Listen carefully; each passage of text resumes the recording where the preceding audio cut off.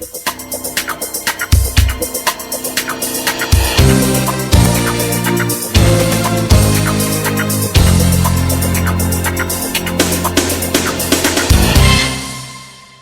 programa Estação Saúde está no ar, mais uma semana começando, mais uma vez entrando aí na sua casa e já agradecendo pela sua audiência.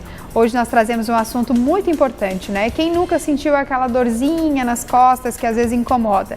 E para muitos não é uma simples dor nas costas, muitas vezes pode ser o tal do nervo ciático, é a dor que às vezes desce um pouquinho mais do que nas costas. Eu estou recebendo aqui no estúdio o ortopedista, Dr. Felipe Menegas. Doutor, seja muito bem-vindo ao programa Estação Saúde. Muito obrigado.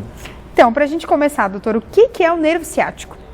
Então, o nervo ciático, ele é o maior nervo do corpo humano, então ele é formado por algumas raízes que saem da coluna e elas vão se juntar fora da coluna e formar o nervo ciático. Esse nervo ele desce pela região glútea e vai descendo por trás da perna até a região próxima ao pé.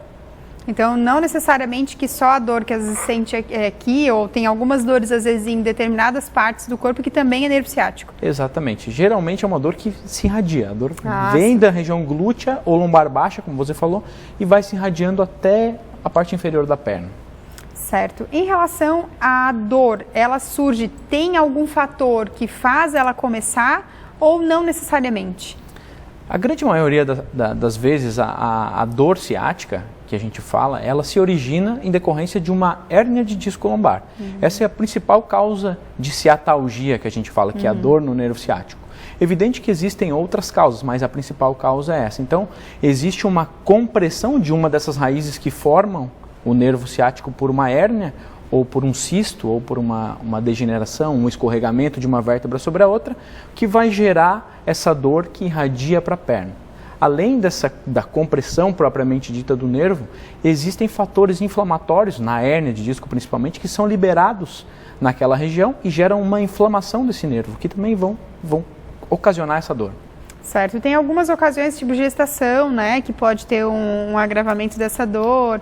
Veja, não é uma coisa frequente, mas não é incomum que gestantes cheguem até nós com dor ciática.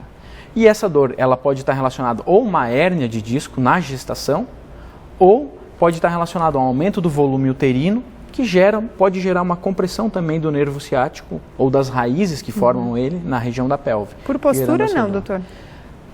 A queixa que mais chega frequente para nós na gestação é dor lombar, e não ciatalgia. Sim. E aí sim está relacionado à mudança postural em decorrência da gravidez, ou até alterações hormonais que a gestação promove, né, que geram, então,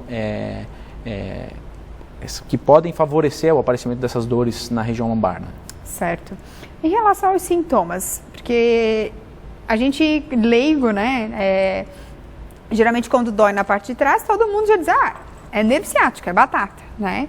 Mas os sintomas são sempre essa forma de dor aguda ou tem uma outra forma da dor ciática se manifestar? Então, a sintomatologia da dor ciática é uma sintomatologia bem específica, que na maioria das vezes as pessoas têm muito dor lombar, e dor lombar não é sinônimo de dor ciática. Como eu te falei, a dor ciática é uma dor geralmente aguda, como você falou, tipo um choque, uma queimação, que se irradia pela perna, coxa e vai até a parte posterior ou lateral da perna, ou até medial da perna, dependendo da raiz que está comprometida.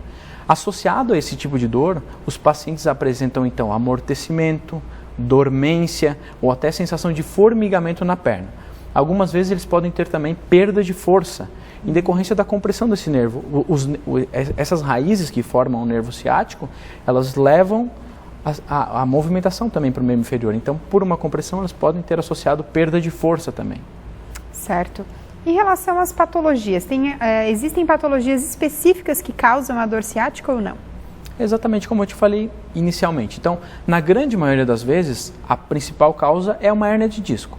Mas sim, existem outras causas. Então, a gente classifica em causas degenerativas, que seriam a hérnia de disco, o escorregamento vertebral, que chama espondilolistese, a estenose do canal, que é quando existe um apertamento do canal, que são causas mais degenerativas. Mas também existem causas tumorais, infecciosas e ainda compressões do nervo periférico, do nervo ciático, quando ele já saiu por trás da coxa. Então, existe uma síndrome que chama síndrome do piriforme, que é uma compressão no músculo que a gente tem no glúteo, que chama piriforme, que é quando o nervo passa por esse músculo e por alguma inflamação local, pode então haver uma compressão, uma inflamação no nervo nessa região, não propriamente na coluna, mas sim já na região glútea, né?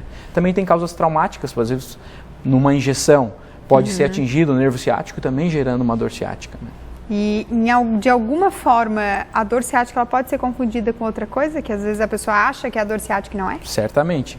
Algumas vezes você pode ter complicações, doenças vasculares, por exemplo, obstruções do membro inferior, das artérias que vão para o membro inferior, que podem dar uma dor semelhante à dor ciática. Pode dar essa dor em queimação na perna, que vai até a parte, que vai até o pé, assim, quando o paciente vai caminhar longas distâncias também. Então, por isso o paciente precisa consultar para a gente poder avaliar, então, se é só realmente uma causa neurológica, que está realmente a compressão do nervo ciático, ou se ela tem alguma outra causa de compressão. Certo. O programa Estação Saúde vai para um rápido intervalo, mas a gente já volta conversando mais sobre o nervo ciático. Fique ligado aí com a gente.